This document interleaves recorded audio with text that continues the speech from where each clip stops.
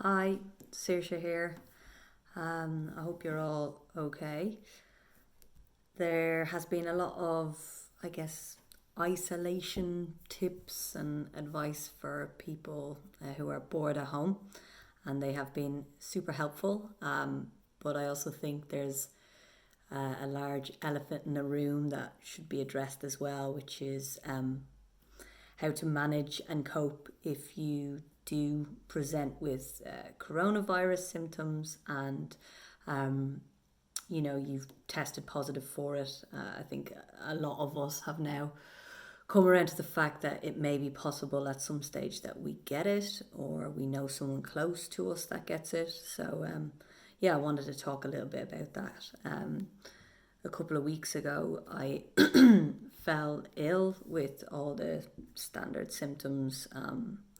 It's been a very unpleasant experience that I wouldn't wish on anyone. I was feeling very, very anxious when I started to develop symptoms because I live on my own and I was following very strict isolation.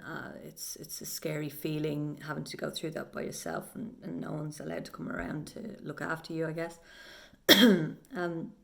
I have a stomach doctor that recommended to me a clinic that was doing at home testing kits. So I bought one because I was just feeling so anxious about my symptoms, and I really needed to know if it was coronavirus in case my symptoms got worse, because at that point, I felt like I was worsening.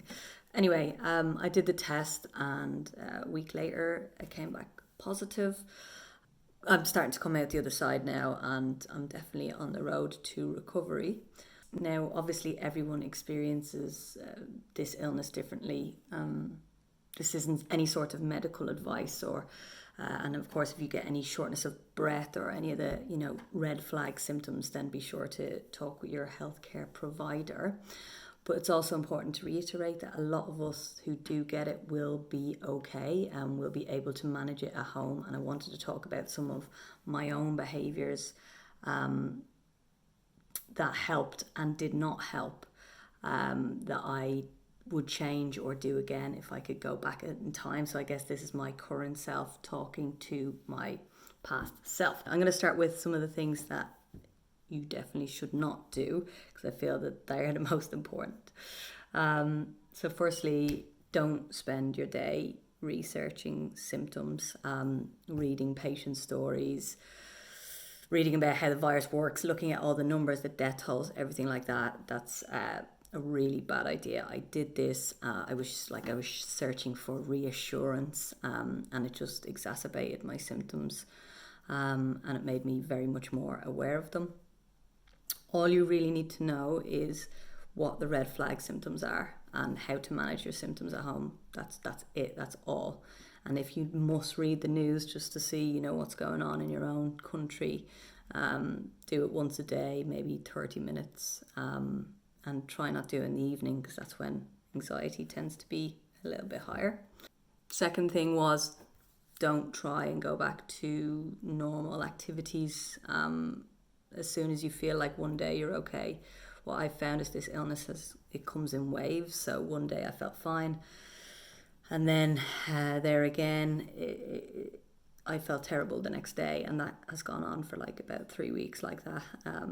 Rest like your life depends on it. When I found I slept 9 hours a night, whatever, that's when I felt better the next day. So just accept that the more that you rest, the sooner it will go away, and don't feel guilty about not doing anything. Try not to do anything that will make the anxiety worse, the symptoms of the anxiety worse, like drink alcohol, caffeine, staying up late, eating lots of sugar. Just give it up if you can, and obviously the fags as well. And yeah, it will really help, just getting rid of all that shit. And don't forget that anxiety symptoms are very similar to COVID-19. Tight chests, shortness of breath, nausea, dizziness. So you really want to do anything that could make you feel more anxious, because obviously it might make you feel like it's the symptoms of the virus or whatever. And if you do feel anxious, that's okay. Just remind yourself what the red flags are, but it's totally normal to feel really anxious during this period, and allow it to happen, allow it to pass, because it will pass. Practice the breathing techniques and just allow the panic to run its course, because it will. I wish I was as calm and collected then as I am now, but like I said, this video is me talking to that person back then. So, God, still have a bit of shortness of breath, but it's okay. Some positive things to do that I found definitely helps. Diet, so onions, turmeric, ginger, any anti-inflammatory vegetables or fruits, and high in vitamin C. All of these are anti-inflammatory, antiviral.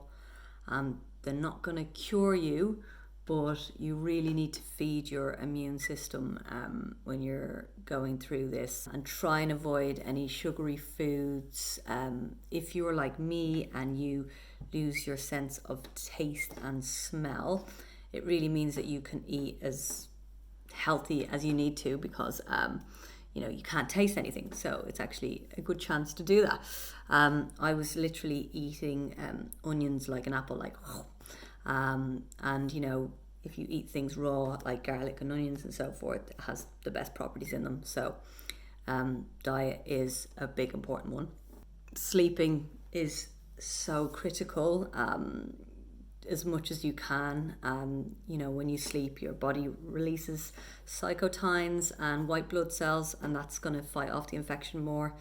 As soon as I had a proper night's sleep, I felt definitely better the next day. Breathing exercises.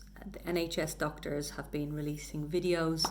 Check out the Queen's University doctor. He has some really good breathing techniques that I've been doing. I wish I had discovered them a bit earlier, but I've been still doing them now. Gentle yoga, if you can, when you have the energy. After 2 weeks of coughing all day, every day, my body was in a lot of pain and very tense, and I felt that the yoga really helped loosen the tight chestnut, and just opt for gentle stretches, nothing that is too taxing on your body. Fluids, this is all normal stuff, but if you're like me and you're not really a huge water fan, just drink as much herbal teas as possible. It loosens up anything that's in there. I was drinking 5 or 6 cups a day, and it's also just quite warming. Make sure you reach out to people. I felt like I was a bit of a nuisance, because every time someone asked me if I was okay, I was like, actually, I'm not great.